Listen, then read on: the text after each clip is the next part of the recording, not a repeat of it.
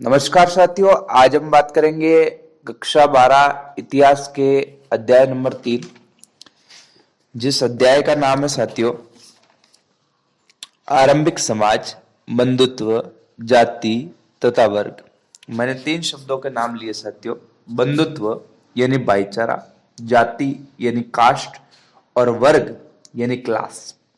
बंधुत्व, भाईचारा, जाति यानी कास्ट और वर्ग यानी कि क्लास। हमने साथियों दूसरे अध्याय में राजा, किसान, नगरों के बारे में पढ़ा और उसमें महत्वपूर्ण 2 नगर पढ़े हमने, मगध और इसके अलावा पाटलिपुत्र और चंद्रगुप्त मौर्य, अशोक वगैरह इनके बारे में पढ़ा। लेकिन इस जो टॉपिक है, इस टॉपिक में हम सबसे पहले लेंगे साथियों किनको? समाज को, यानी कि सोसाइटी को, यानी समाज कैसा था। अच्छा, समाज जो है वो एक दिन में नहीं बनता है, कई वर्षों के बाद में एक समाज का निर्माण होता है। हमने जो दूसरा पाठ पढ़ा उसमें जो टाइम पीरियड था वो 600 ईसा पूर्व से 600 ईस्वी तक था, और इसका जो टाइम पीरियड है वो 600 ईसा पूर्व से 600 ई तक है। तो हम देखेंगे 600 ईसा पूर्व से 600 ईस्वी 18, मतलब कि इसमें जो है क्या क्या आता है उसके बारे में हम चर्चा करेंगे साथियों। अच्छा, इसमें जो है वो 4 युगों का वर्णन सबसे पहले मैं कर दूं। जैसे कि सबसे पहला सबसे पहला जो युग है वो है सतयुग, दूसरा है त्रेता, तीसरा है द्वापर और चौथा है कलयुग। सतयुग, त्रेता, द्वापर और कलयुग। सत का मतलब होता है साथियों सत्य। जिस युग में लोग सच बोलते थे, या अच्छाई और बुराई, यानी कि अच्छाई जो है वो सिर्फ अच्छे अच्छे लोग एक अलग लोक में रहते थे। लोग नहीं कह रहा हूं, पीपल नहीं कह रहा हूं साथियों, लोग एक अलग लोक में रहते थे और बुरे लोग एक अलग लोक में रहते थे। ऐसे समझ लो कि परिया और जो राक्षस, या फिर देवता या राक्षस, या स्वर्ग या नरक, सब अलग अलग थे। वो सतयुग था साथियों। दूसरा आया त्रेता, जिसमें अच्छाई और बुराई दोनों क्या रहने लगी? एक पूरे के पूरे लोक में रहने लगी, यानी कि एक पूरे के पूरे क्या रहने लगी? जैसे ऐसे समझ लो पूरे भारत में रहने लगी। तो ये आया त्रेता, जिसमें किसका अच्छाई भी और बुराई भी। तो इसका मतलब इसमें दो कैरेक्टर आएंगे साथियों त्रेता में, राम और रावण, श्री राम और रावण। श्री राम जो अच्छाई के प्रतीक है और रावण जो कि बुराई का प्रतीक है साथियों। तीसरा आया द्वापर। द्वापर द्वापर का मतलब हुआ साथियों, यानी कि 2 पैर जो है वो क्या हो गए, मतलब कि जो धर्म है, धर्म के 4 पैर थे, धर्म के 2 पैर टूट गए। जैसे सतयुग में क्या चला गया साथियों? सत्य। और त्रेता में क्या चला गया? सच्चाई तो चली ही गई, उसके साथ में क्या आ गई? बुराई। और द्वापर में जो है वो अच्छाई और बुराई, यानी कि अच्छे लोग और बुरे लोग दोनों ही एक परिवार में आ गए। वो कौन सा युग है? द्वापर युग। और द्वापर युग जिसमें कौन क्या आती है? महाभारत, जिसके बारे में हम जो है इसमें पढ़ेंगे। महाभारत जिसके रचयिता कौन है? श्री वेद व्यास जी। अच्छा, कल युग में साथियों जो एक इंसान है, एक इंसान में क्या आ चुकी है? पूरी अच्छाई और बुराई, यानी इंसान में क्या है? अच्छी बातें भी है और बुरी बातें भी है। इसका मतलब सतयुग सच बोलने वाले लोग, त्रेता युग यानी कि सच्चाई और बुराई दोनों साथ साथ, राम रावण। द्वापर एक ही परिवार में सच्चे और बुरे लोग, जैसे कि दुर्योधन वाले ले लो, और इधर इधर जो है वो दुर्योधन वाले ले लेवे आप, और इधर जो है युधिष्ठिर वाले ले लेवे, यानी कि पांडव और कौरव। और कलयुग जिसमें एक ही इंसान में आप अच्छाई भी देखेंगे तो दूसरे इंसान में क्या देखेंगे? बुराई। तो साथियों आशा करता हूं आपको चारों जो है युग वो समझ में आए होंगे। हमें जो टॉपिक पढ़ना है मेन, वो पढ़ना है कौन सा? द्वापर युग। अच्छा, इन 4 युगों को ईश्वर के 12,000 दिव्य वर्षों में बांटा गया है। सतयुग जो सबसे पहले आया और कलयुग जो आखिरी में आया। हर युग में मनुष्य की बनावट और व्यवहार में बदलाव आया है। सतयुग में भगवान विष्णु ने 4 अवतार लिए थे साथियों। मत्स्य, इसके अलावा नरसिंह अवतार, और इसके अलावा 2 और अवतार है साथियों। त्रेता में राम का जन्म, द्वापर में श्री कृष्ण का जन्म। और कलयुग में भगवान विष्णु का कौन सा अवतार आएगा? कल की अवतार। ऐसा किस धर्म का मानना है? हिंदू धर्म का। और पापियों का नाश करके सनातन धर्म की क्या करेगा? स्थापना करेगा। अच्छा, सतयुग की आयु आपसे पूछे तो 17,28,000 वर्ष, त्रेता की 12,96,000 वर्ष, द्वापर की 8,64,000 वर्ष, और कलयुग की है 4,32,000 वर्ष। आशा करता हूं आपको ये सारी जो बातें हैं वो समझ में आई होगी। अब महाभारत की कुछ लेते हैं हम कहानी।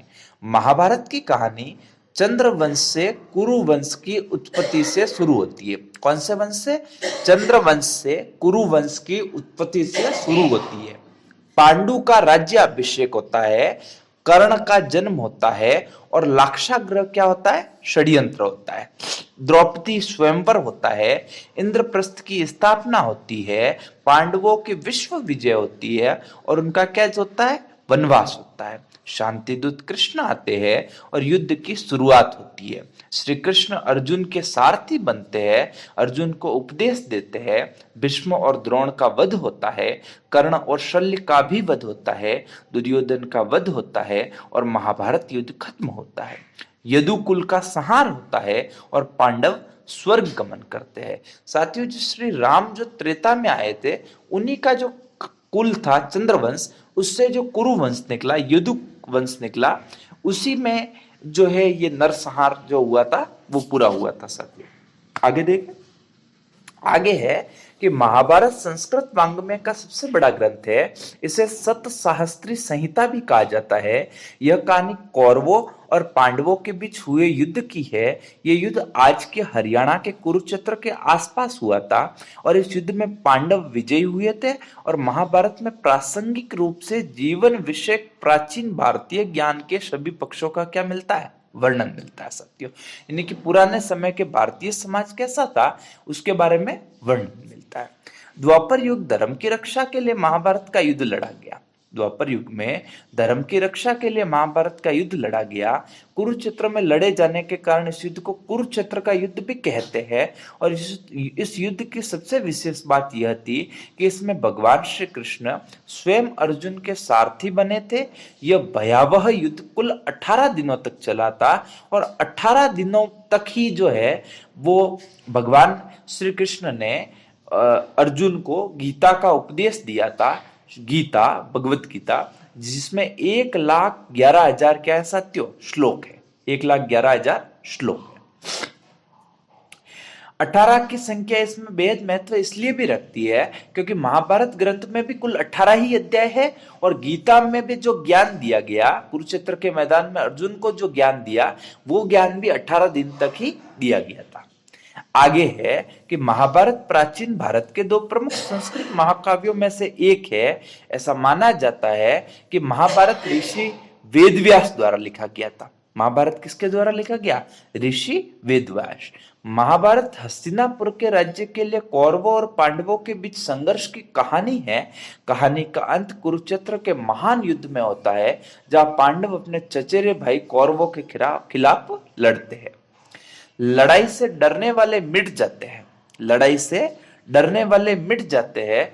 जिंदगी एक उत्सव है। लाइफ इज अ फेस्टिवल साथियों। संघर्ष नहीं, जिंदगी एक उत्सव है, संघर्ष नहीं। लेकिन जीवन के कुछ मोर्चों पर व्यक्ति को लड़ने के लिए हमेशा तैयार रहना चाहिए। जो व्यक्ति लड़ना नहीं जानता, युद्ध उसी पर थोपा जाएगा, या उसी को सबसे पहले क्या किया जाएगा? मारा जाएगा। महाभारत में पांडवों को यह बात श्री कृष्ण ने अच्छे से सिखाई थी। कहने का मतलब यह हुआ साथियों कि जीवन जो है वो संघर्ष से भरा हुआ है, और इस संघर्षशील जीवन में हमें अपने दुखों से भी जो है वो स्वयं ही लड़ना पड़ता है। यही महाभारत का क्या है? मुख्य संदेश है साथियों। यही महाभारत का जो है वो मुख्य संदेश है। इसके अलावा और बात करें कि इतिहासकार समाज में हुए परिवर्तनों को समझने के लिए प्राय साहित्यिक परंपराओं का उपयोग करते हैं, यानी कि कुछ ना कुछ रेफरेंस लेते हैं। साथियों, रेफरेंस कहने का मेरा अर्थ है कोई ना कोई किताब लेंगे, कोई न कोई शिलालेख लेंगे, इस तरह से। महाभारत भारतीय उपमहाद्वीप के सबसे समृद्ध ग्रंथों में से एक है। इस महाकाव्य की रचना 1000 वर्ष तक होती रही, लगभग 500 ईसा पूर्व से। इसमें 1,11,000 श्लोक है तथा विभिन्न सामाजिक श्रेणियों व परिस्थितियों का क्या है साथियों, वर्णन है। महाभारत के मुख्य कथा का संबंध दो परिवारों के मध्य युद्ध से है। इस ग्रंथ के कुछ भाग विभिन्न सामाजिक समुदायों के आचार व्यवहार के मानदंड तय करते हैं और इस ग्रंथ के मुख्य पात्र इन्हीं सामाजिक मानदंडों का अनुसरण करते हुए दिखाई देते हैं। मानदंड का अर्थ हुआ साथियों कि धर्म और अधर्म, सत्य और झूठ, यानी कि सत्य और असत्य। सत्य के साथ पांडव थे, इसलिए भगवान श्री कृष्ण ने पांडवों का साथ दिया, और असत्य के साथ कौरव थे, इसलिए उनका साथ नहीं दिया। आगे देखें साथियों, सन 1919 में प्रसिद्ध संस्कृत विद्वान वी.एस. सुकथांकर ने में अनेक विद्वानों ने महाभारत के समालोचनात्मक संस्करण को तैयार करने की परियोजना आरंभ की। सुकथांकर, आप ऐसे याद रख लेना, कथा से भारत, महाभारत क्या है, एक कथा है, तो कथा का क्या किया उन्होंने, समालोचनात्मक संस्करण तैयार किया। वी.एस. सुकथांकर। इस परियोजना के अंतर्गत लगभग देश के विभिन्न भागों में प्राप्त पांडुलिपियों के आधार पर महाभारत का समालोचनात्मक संस्करण तैयार करने में लगभग 47 यानी 47 ईयर्स का क्या लगा साथियों, टाइम लगा।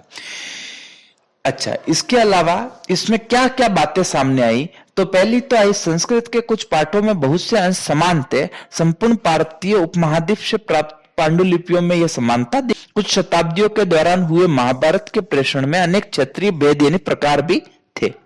अब चलते परिवार क्या होता है साथियों। परिवार एक बड़े समूह का भाग होता है जिन्हें हम संबंधी कहकर पुकारते हैं। संबंधियों को जाति समूह भी कहा जा सकता है। पारिवारिक संबंध नैसर्गिक व रक्त से संबंधित माने जाते हैं, यानी ब्लड रिलेशन से संबंधित माने जाते हैं। संस्कृत ग्रंथों में कुल शब्द का प्रयोग परिवार के लिए व जाति शब्द का प्रयोग बांधवों के बड़े समूह के लिए किया जाता है। कुल का मतलब तो हुआ परिवार और जाति का मतलब हुआ बड़ा समूह। पीढ़ी दर पीढ़ी किसी भी कुल के पूर्वज सम्मिलित रूप में एक ही वंश के माने जाएंगे। महाभारत बंधुता के रिश्तों में परिवर्तन की कहानी है।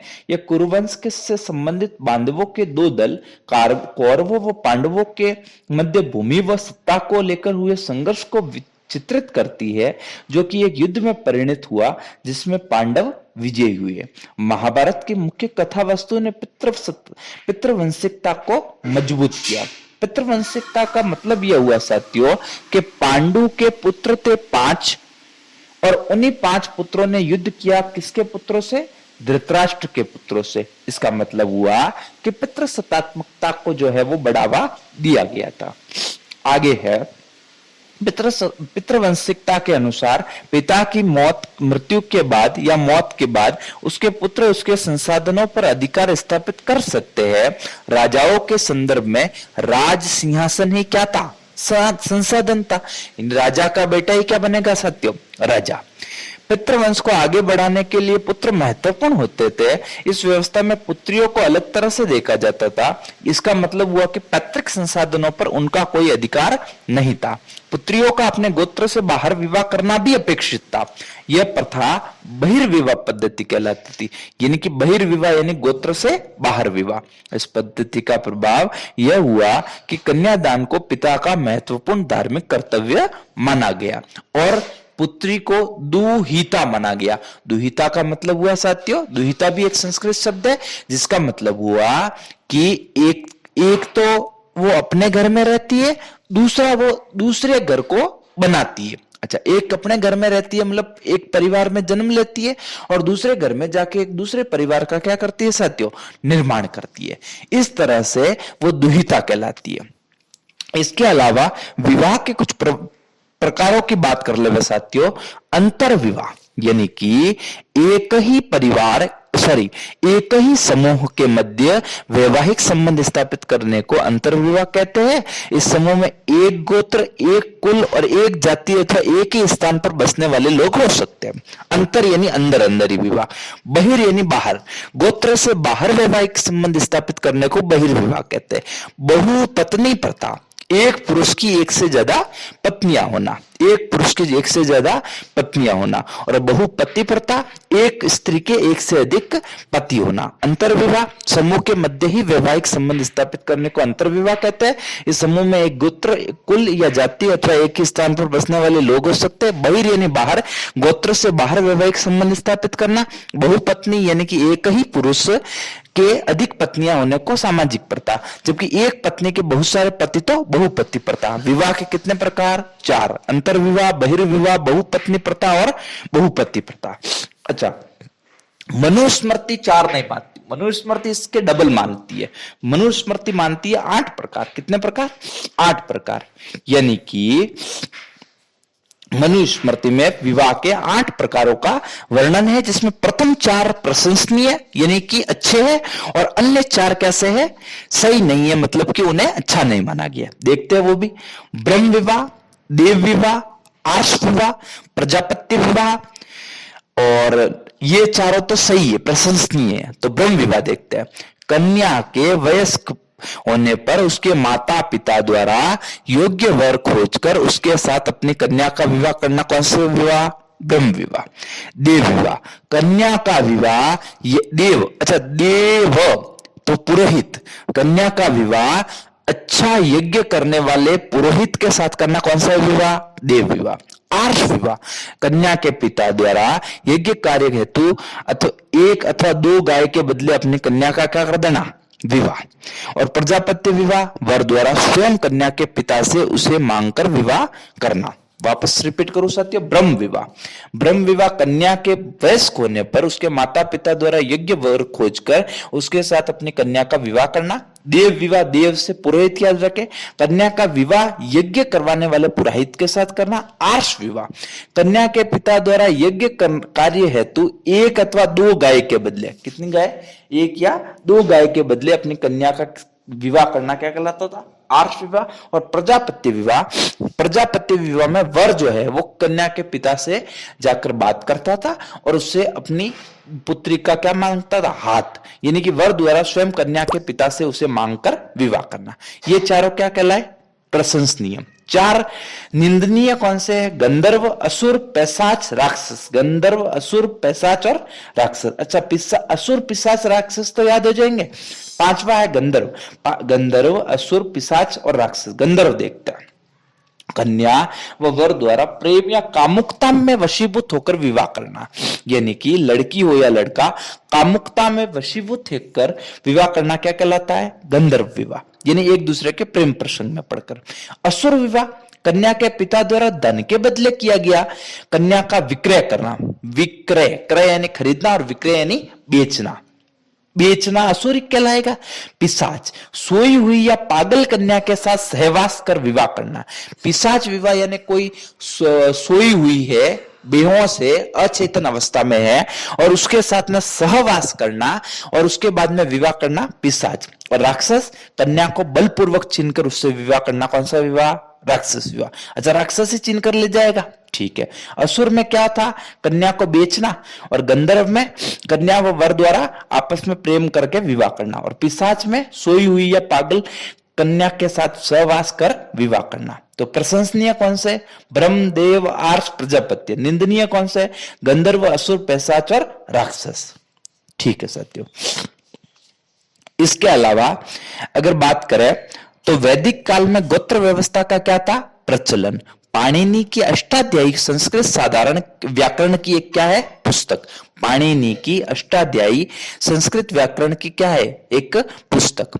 अच्छा, इसके अलावा सूत्र काल चला है जिसमें प्रमुख धर्म सूत्र लिखे गए, किसके? संस्कृत के। ठीक है। इसके अलावा स्मृतियां लिखी गई जैसे कि मनुस्मृति, ऐसे। रामायण और महाभारत लिखे गए संस्कृत में। मनुस्मृति संस्कृत में रचित सामाजिक नियमों का ग्रंथ है। इन्हें समाज को, राजा को, प्रजा को, समाज को, सभी को कैसे रहना चाहिए उसके बारे में मनुस्मृति में लिख रखा है। तथा तमिल भाषा में संगम साहित्य की रचना व संकलन। चरक व सुश्रुत संहिता आयुर्वेदिक ग्रंथ। चरक संहिता और कौन सी संहिता? सुश्रुत। किसमें? आयुर्वेदिक ग्रंथ। पुराणों का संकलन। भरत मुनि का नाट्य शास्त्र। भरत मुनि का कौन सा शास्त्र? नाट्य शास्त्र, वो भी संस्कृत में। आगे है कालिदास के संस्कृत साहित्य सहित खगोल व गणित शास्त्र पर आर्यभट्ट तथा वराहमिहिर के ग्रंथ। जैन ग्रंथों का संग्रहण।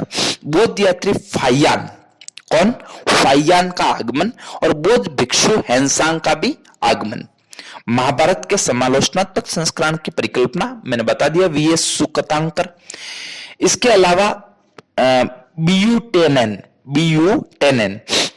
टेनेन ने जो है इसका अंग्रेजी अनुवाद किया। किसका? महाभारत के समालोचनात्मक संस्करण का। अब आती है बात महाभारत। वेदव्यास द्वारा रचित वह परम प्रसिद्ध संस्कृत महाकाव्य जिसमें कौरवों और पांडवों के प्रसिद्ध युद्ध का वर्णन है। महाभारत का प्राचीन नाम आपसे कोई पूछे तो जय संहिता। महाभारत का प्राचीन नाम जय संहिता। महाभारत का प्राचीन नाम जय संहिता। कुल एक ही पूर्व पुरुष से उत्पन्न व्यक्तियों का समूह, वंश, घराना या खानदान। जाति हिंदुओं का वह सामाजिक विभाग जो पहले कर्म के अनुसार था पर अब जन्म के अनुसार माना जाता है। संस्कृत ग्रंथों में जाति शब्द का प्रयोग सगे संबंधियों के एक बड़े समूह के लिए किया जाता था। महाकाव्य साहित्य शास्त्र के अनुसार वह संग्रहबद्ध काव्य जिसमें प्राय सभी रस, ऋतु, प्राकृतिक दृश्यों का वर्णन हो, यानी सारी बातें जिसमें शामिल हो जाए वो कौन सा होगा? महा से महान काव्य। वंश पीढ़ी दर पीढ़ी किसी भी कुल के पूर्वज सामूहिक रूप में क्या माने जाते हैं? एक ही वंश के। परिवार एक बड़े समूह का हिस्सा होते हैं जिन्हें हम क्या कहते हैं? संबंधी। इन्हें जाति समूह भी कह सकते हैं। पितृवंशिकता और मातृवंशिकता। अच्छा, पितृवंशिकता तो वो जिसमें परिवार वह वंश जो पिता के पुत्र फिर पौत्र फिर प्रपौत्र चलते हैं, और मातृवंशिकता में मां से जुड़ा हुआ खानदान चलता है या वंश चलता है। कन्यादान विवाह में कन्या की भेंट को कन्यादान कहते हैं, जो पिता का सनातन धर्म में एक महत्वपूर्ण कर्म, धार्मिक कर्तव्य माना गया है। धर्मसूत्र या धर्मशास्त्र ब्राह्मणों ने समाज के लिए विस्तृत आचार संहिताएं तैयार की। इन मानदंडों का संकलन जिन संस्कृत ग्रंथों में क्या किया गया उन्हें धर्मसूत्र या धर्मशास्त्र कहते हैं। मनुस्मृति धर्मसूत्रों व धर्मशास्त्रों में सबसे महत्वपूर्ण मनुस्मृति थी। यह आरंभिक भारत का सबसे प्रसिद्ध विधि ग्रंथ है जिसे संस्कृत भाषा में लिखा गया। उपनिषद ब्राह्मणों के वे अंतिम भाग जिनमें आत्मा, परमात्मा आदि का निरूपण है, या ऐसा कह सकते हो कि वेदों के बाद आने वाले कौन? उपनिषद। उपनिषद यानी गुरु के पास बैठकर क्या करना? अध्ययन करना। गुरु के पास बैठकर अध्ययन करना। वर्ण ब्राह्मणों द्वारा निर्मित सामाजिक वर्ण जिनका वर्णन धर्मसूत्रों व धर्मशास्त्रों में किया गया है। वर्ण 4 है: ब्राह्मण, क्षत्रिय, वैश्य और शूद्र। मलेच्छ मध्य एशिया से भारत में आई जातियों को ब्राह्मणवादी व्यवस्था में मलेच्छ कहा गया। चांडाल प्राचीन समय में शवों की अंत्येष्टि करने व मृत पशुओं को छूने जैसे कार्यों को करने वाले लोगों को चांडाल कहा जाता था। वर्ण व्यवस्था वाले समाज में इन्हें सबसे निम्न स्थान पर रखा गया था। बौद्ध भिक्षु बौद्ध धर्म की शिक्षाओं का प्रचार प्रसार करने वाले लोग। स्त्री धन प्राचीन काल में स्त्री को विवाह के समय जो उपहार मिलते थे जिस पर उसी का अधिकार होता था उसे स्त्री धन कहा जाता था। उसकी संतान विरासत के रूप में इसे प्राप्त कर सकते थे, लेकिन उस पर इसके पति का कोई अधिकार नहीं होता था। अच्छा, कर वह मूल्य था जो लोगों पर राजा को उनकी सुरक्षा के बदले दिया जाता था। कर यानी टैक्स। आख्यान पुरानी बात को कहानी के रूप में कहना आख्यान। भगवद गीता महाभारत का सबसे महत्वपूर्ण उपदेशात्मक अंश जो कुरुक्षेत्र के युद्ध में श्री कृष्ण द्वारा अर्जुन को दिया गया, जिसकी चर्चा मैं पूर्व में कर चुका हूं साथियों। इसके अलावा देखें हम कि इसके अलावा क्या क्या कहानी चलती है। तो महाभारत का रचयिता एक ही था यह कहना अत्यधिक कठिन है। इस विषय में निम्नलिखित तर्क है, जैसे महाभारत का रचना काल 500 ईसा पूर्व से 1000 तक का है। इतनी बड़ी अवधि तक जीवित रहना एक ही रचयिता के लिए संभव नहीं है। दूसरी बात, वर्तमान में महाभारत में लगभग 1,11,000 श्लोक है जो विभिन्न प्रारूप, स्थिति व कालखंड में लिखे गए। इस स्थिति में भी यह कहना गलत होगा कि एक ही इंसान ने इसे लिखा है।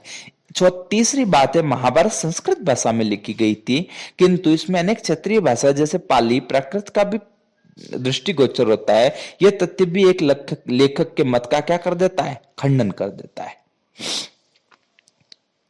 अच्छा, इसके अलावा संभवतः महाभारत की मूल कथा के रचयिता भाटसारथी थे, जिन्हें उस काल में सूत माना जाता था। भाटसारथी जानते साथियों? भाट वे लोग जो आपकी वंशावलियों को रखने का काम करते हैं, आपके वंश के बारे में जो लोग ध्यान रखते हैं। अच्छा, और बातें करें, प्रसिद्ध इतिहासकार वीएस सुकतांकर एक प्रसिद्ध विद्वान थे। तो किसके थे? संस्कृत के। किसके थे? संस्कृत के। मैंने बता दिया महाभारत का क्या किया था उन्होंने, समालोचनात्मक विवरण किया था। महाभारत क्या है? एक महाकाव्य है साथियों। क्या है? एक महाकाव्य। विवाह के किस प्रकार में वैवाहिक संबंध समूह के मध्य ही होते थे, तो वो कहलाता था अंतर्विवाह। कौन सा विवाह? अंतर्विवाह।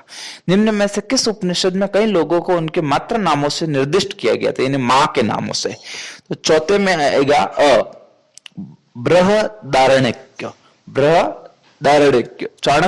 चांडालों के संबंध में निम्न में से कौन सा कथन गलत है?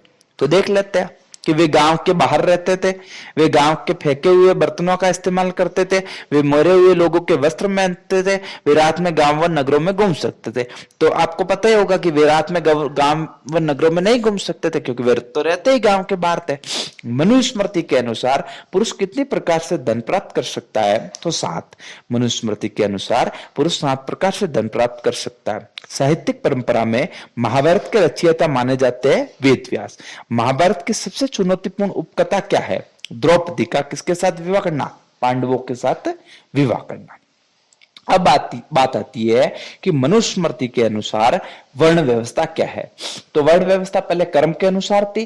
तो ब्राह्मण जो कि ब्रह्मा के परम मुख से प्राप्त हुए, ब्रह्मा जी के। दूसरा क्षत्रिय जो कि परम पुरुष की भुजाओं से हुए, वैश्य जो कि जंगाओं से हुए, और शूद्र जो कि पुरुष के पैर से हुए। वापस बात कर लेता हूं, ब्राह्मण जो कि पुरुष के मुख से हुए, क्षत्रिय जो कि भुजाओं से हुए, वैश्य जो कि उदर से हुए, और शूद्र जो कि पैरों से हुए। ब्राह्मण जो सबसे उच्च होते थे और शूद्र जो कि सबसे निम्न होते थे। ब्राह्मण के कुछ कार्य बताए गए हैं, जैसे कि ज्ञान देना, ज्ञान लेना, ज्ञान देना, ज्ञान लेना, यानी कि अध्ययन करना और अध्ययन करवाना। दूसरा है यज्ञ करना, यज्ञ करवाना, दान देना और दान लेना। कितने के? पढ़ना पढ़ाना। पहले तो पढ़ना पढ़ाना, ठीक है। तीसरा चौथा है यज्ञ करना और यज्ञ करवाना, दान देना और दान लेना, यानी पढ़ना पढ़ाना, यज्ञ करना, यज्ञ करवाना और दान देना, दान लेना। अंतर्विवाह समूह के मध्य ही, बहिर्विवाह समूह के बाहर, बहुपत्नी एक पुरुष के अनेक पत्नियां, और बहुपति प्रथा एक स्त्री के अनेक पति। महाभारत की मुख्य कथा क्या है आपसे कोई पूछे, तो महाभारत की मुख्य कथा 2 परिवारों के मध्य हुए युद्ध का वर्णन है। ब्राह्मणों द्वारा स्थापित देवीय व्यवस्था में वर्ण कौन कौन से थे, तो आप याद रखें, ब्राह्मण, क्षत्रिय, वैश्य और शूद्र। ब्राह्मणों द्वारा स्थापित सामाजिक व्यवस्था में सबसे उच्च दर्जा और सबसे निम्न दर्जा किसे प्राप्त था, तो सबसे उच्च दर्जा ब्राह्मणों को और सबसे निम्न दर्जा शूद्रों को प्राप्त था। किस राजवंश में राजाओं के नाम से पूर्व माताओं का नाम लिखा जाता था? सातवाहन राजवंशों में। कौन से वाहन में? सातवाहन राजवंशों में माताओं का नाम जो है वो पहले लिखा जाता था। बहुपत्नी प्रथा बता ही दिया, एक पुरुष की अनेक पत्नियां, और बहुपति प्रथा एक स्त्री के बहुत सारे पति। अच्छा, इसके अलावा है कि शास्त्रों के अनुसार राजा कौन हो सकते थे? शास्त्रों के अनुसार राजा केवल क्षत्रिय हो सकते थे। स्त्री धन कौन सा? विवाह के समय स्त्री को मिले उपहारों पर स्त्री का स्वामित्व माना जाता था, जिस पर पति भी अधिकार न जता सकता था, उसे स्त्री धन कहा जाता था। इतिहास का अर्थ क्या है? इतिहास का अर्थ है ऐसा ही था। इतिहास का अर्थ है ऐसा ही था। महाभारत की मूल कथा के रचयिता पार्थसारथी, जिन्हें सूत कहा जाता था, माने जाते हैं। बता दिया। पुरातत्वविता बीबी लाल ने मेरठ जिले के किस गांव का उत्खनन किया? हस्तिनापुर। किसका किया? हस्तिनापुर।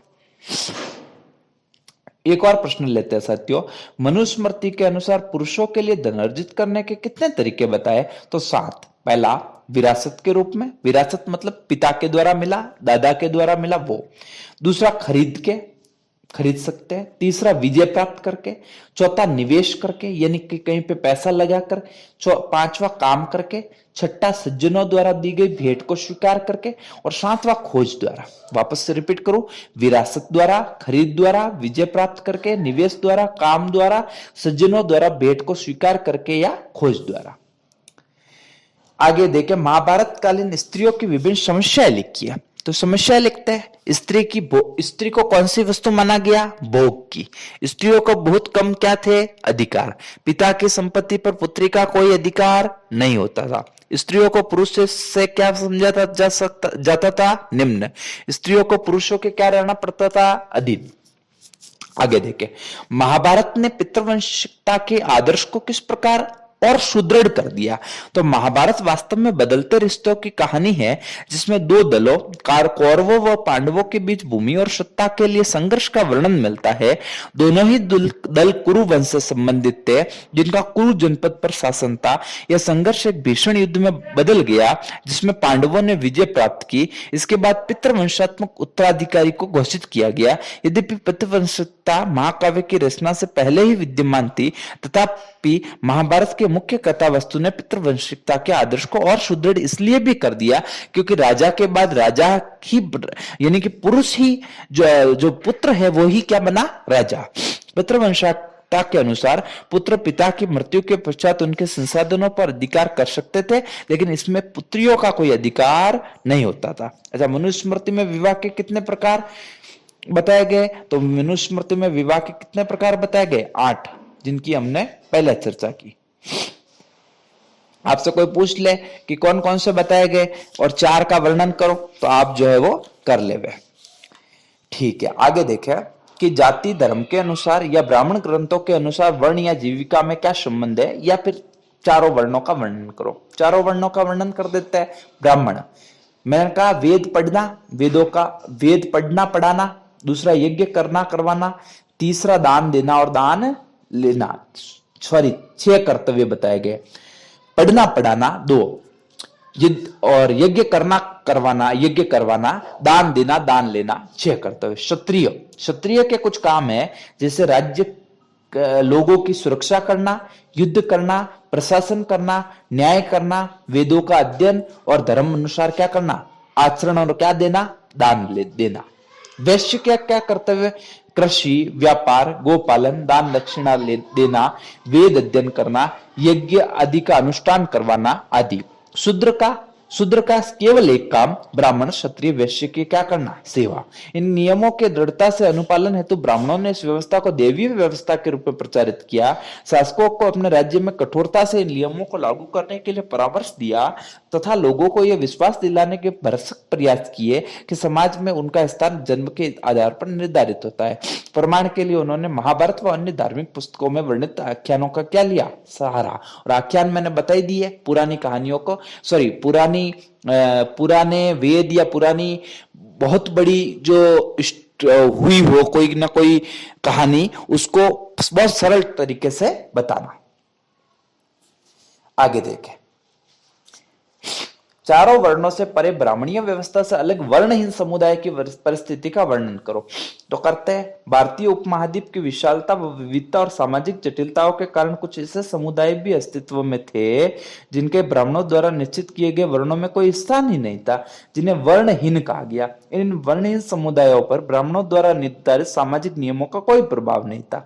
संस्कृत साहित्य में जब ऐसे समुदाय का उल्लेख होता था तो उन्हें असभ्य, बेढंगे और पशु के समान माना गया था। जंगलों में रहने वाली एक जाति निषाद की गणना भी किसमें आती थी? इसी वर्ग में। जैसे शिकार करना, कंदमूल, फल फूल एकत्रित करना, वनों पर आधारित उत्पाद इसके जीवन के साधन थे। वे लोग जो संस्कृत भाषा नहीं जानते थे उन्हें हीन समझा जाता था और मलेच्छ कहकर संबोधित किया जाता था, लेकिन इसके बावजूद वे समाज से पूर्ण रूप से बहिष्कृत नहीं थे। समाज के अन्य वर्गों के साथ उनका संवाद होता था और उनके बीच विचारों और मतों का आदान प्रदान होता था, जिसका महाभारत की कई कथाओं में वर्णन भी मिलता है। तो इस तरह से जो है वो हमने जो है महाभारत के बारे में एक जो डिस्कशन होता है वो साथियों आज की जो इस चर्चा है उसमें किया। इसके अलावा अगर कोई और प्रश्न मिलते हैं तो मैं बताता हूं। हाँ, एक है धनाढ्य शूद्र। स्त्रोत है कुछ किताब में से लिए गए। जैसे यह कहानी पाली भाषा के बौद्ध ग्रंथ मज्जी मनिया कैसे है मनिकाय से है, जो एक राजा अवंती पुत्र और बुद्ध के अनुयायी कच्छन के बीच हुए संवाद का हिस्सा है। यद्यपि यह कहानी अक्सर ऐसा सत्य नहीं हो सकती, फिर भी बौद्ध वर्ण संबंधी रवैये को दर्शाती है। अवंती पुत्र ने कच्छन से पूछा कि ब्राह्मणों के इस मत में के बारे में उनकी क्या राय है कि वे सर्वश्रेष्ठ है और अन्य जातियां निम्न कोटि की है। ब्राह्मण का वर्ण शुभ है और अन्य जातियां जो है वो अशुभ है। केवल ब्राह्मण पवित्र है और अन्य सभी अपवित्र है। ब्राह्मण ब्रह्मा के पुत्र है, जबकि बाकी सब जो है वो ब्राह्मण खुद को मुख से, जबकि बाकी सभी को निम्न अंगों से क्या दर्शाता है, यानी नीचे के अंगों से क्या दर्शाता है। नीचे के अंगों से मतलब मैंने बता ही दिया, भुजा से क्षत्रिय, उदर से वैश्य और पैरों से शूद्र। तो कच्छन ने उत्तर दिया कि यदि शूद्र धनी होता, दूसरा शूद्र अथवा क्षत्रिय या फिर ब्राह्मण अथवा वैश्य उनसे विनीत स्वर में बात करता, यानी कि कहने का मतलब है कि यदि शूद्र धनी हो जाए तो क्या क्षत्रिय या फिर ब्राह्मण या वैश्य उनसे बात कर सकता है? ये उत्तर दिया उन्होंने।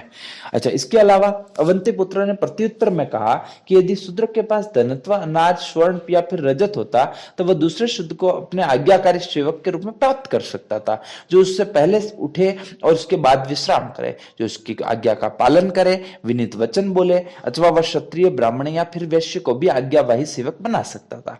अच्छा, कच्छन ने फिर पूछा कि यदि ऐसा है तो क्या फिर ये चारों वर्ण एकदम समान नहीं है? अवंती पुत्र ने स्वीकार किया कि इस आधार पर चारों वर्णों में कोई भेद नहीं है, मतलब कि समान नहीं है वास्तव में।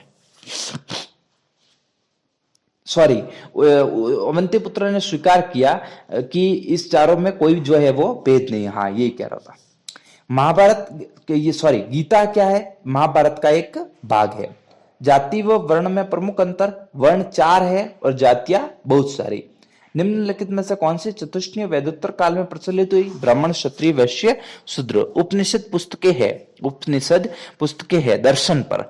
किस स्मृति में स्त्रियों को शूद्र के समतुल्य माना गया? तो इसमें जो है वो आएगा याज्ञवल्क्य स्मृति और मनुस्मृति। याज्ञवल्क्य स्मृति और मनुस्मृति। छठा है ऐसा विवाह जिसमें पिता सावधानी पूर्वक वेदज्ञ व शीलवान वर्ग का चयन करके उसके बाद उसे अपने घर बुलाता है और उसकी पूजा करके वस्त्र आभूषण से सुसज्जित कन्या को उसे प्रदान करता है। ऐसे विवाह ब्रह्म विवाह बताया पहले। प्राचीन काल में विवाह कितने प्रकार के होते थे? तो 8 प्रकार के। उपनिषद शब्द का शाब्दिक रूप से अर्थ क्या होता है? तो मैंने थोड़ी देर पहले ही बताया, गुरु के पास बैठना या पास बैठना। महाभारत का आरंभिक नाम क्या था? महाभारत का आरंभिक नाम क्या था? तो थोड़ी देर पहले चर्चा की, जय संहिता। कौन सी संहिता? जय संहिता। सातवाहन का सबसे बड़ा शासक कौन था? गौतमी पुत्र सातकर्णी।